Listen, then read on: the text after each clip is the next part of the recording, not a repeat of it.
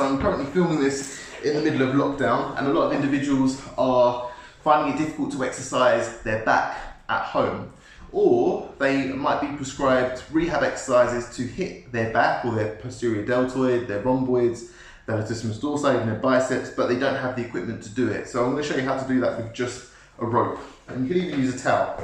So there's a couple of ways to do it. I'll show you. From here, I'm going to lay straight down with my arm in this position. Now from here, my cue is to drive back with the elbow to enter this position. So exactly as you would with a single arm cable fly at the gym. So I'm going to use my arm to control that movement, drive my elbow back to get into this position. Slowly release, drive the elbow back to get back into this position. So here I'm essentially using my body weight to using my body weight to load my right arm. Now, to initiate the movement, you will have to use a little bit of abdominal contraction to get the angle right, otherwise you just won't come up. Now, if I wanted to, I can also create a little bit more difficulty or more control difficulty by using my leg instead. So from this position, in fact, you'll place it around the opposite foot. And now from here, I'm going to pull that foot up, and then I'm going to make them fight against each other. I'm going to let the foot win. And then pull back up, let the foot win,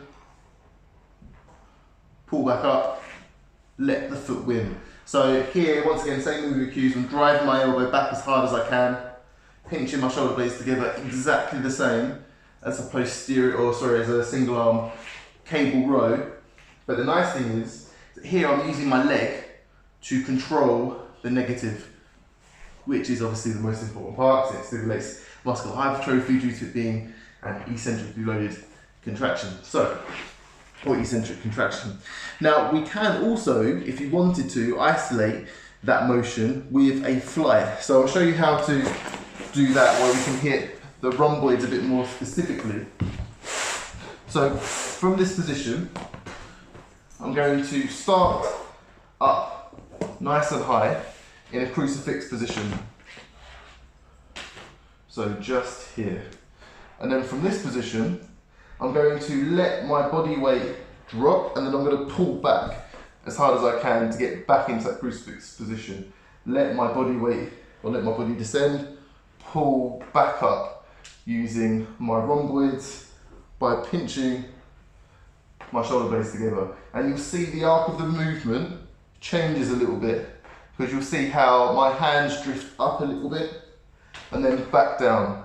My hands drift up a little bit and then back down. And I can once again do the same thing that we discussed before by using the legs. So from here, I can use my legs to push out to create negative eccentric resistance against my rhomboids, and I really feel that between my shoulder blades. Common mistakes that people make is they bend the elbows.